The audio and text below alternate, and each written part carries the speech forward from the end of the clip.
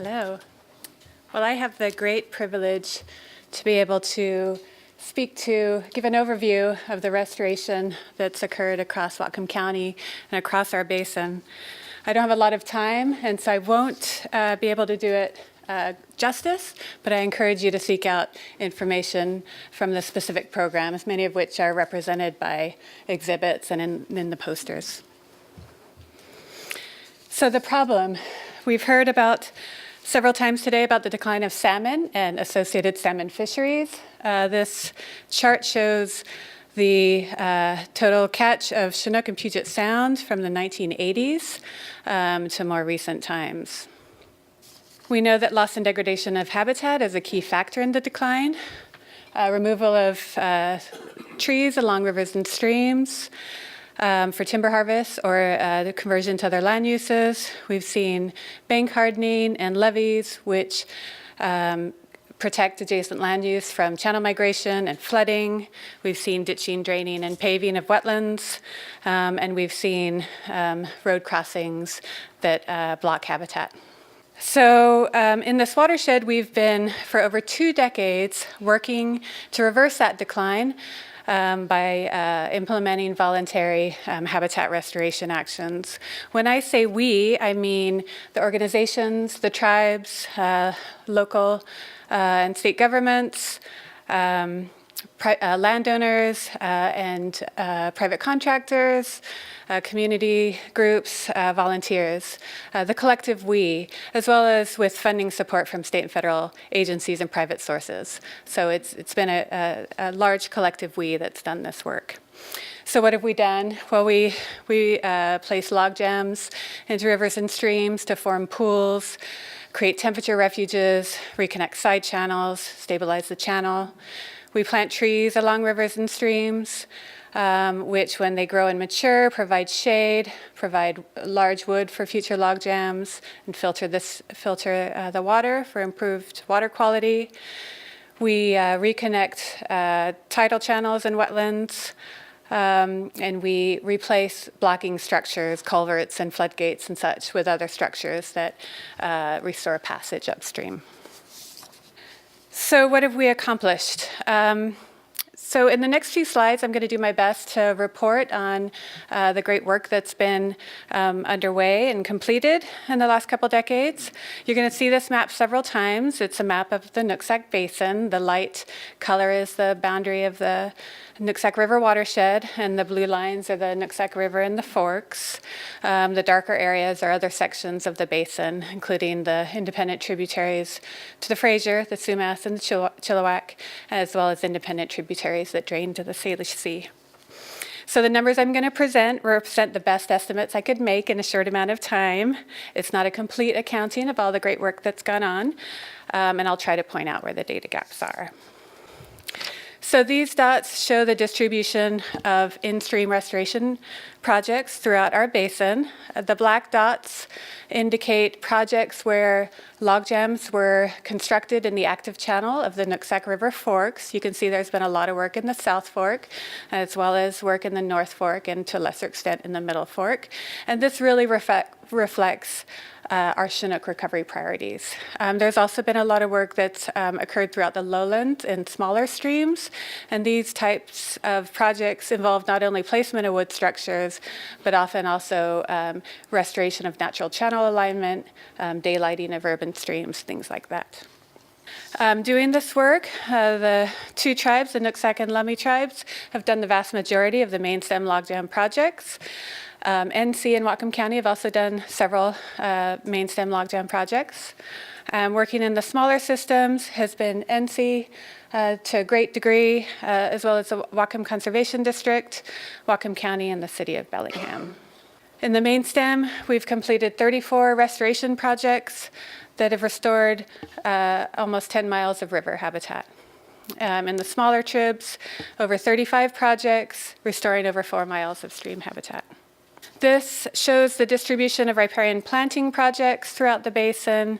You can see that there's been a lot of work in the South Fork, Lower South Fork Valley, as well as throughout the lowlands of the Nooksack Basin. Again, NC and the CD do a lot of this work, but also Whatcom County, the city of Bellingham, and the 2 tribes.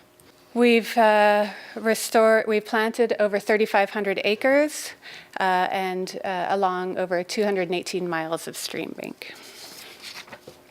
For fish passage projects, you can see again a number of fish passage restoration projects throughout the lowlands, to lesser degree through the upper watershed. This underrepresents a lot of the work that's been done on that forest landowners have undertaken.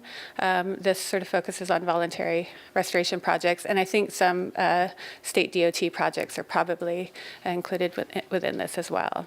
Whatcom County has done a lot of work, NC and the Conservation District, working with private landowners. DOT, as I've mentioned. I should acknowledge state parks, State Department of Fish and Wildlife, and DNR have addressed all of their passage barriers in our watershed. DOT still has some work to do. Also the city of Bellingham and Lummi Natural Resources. So the best accounting I could come up with is 134 barriers addressed, reconnecting over 126 miles of habitat.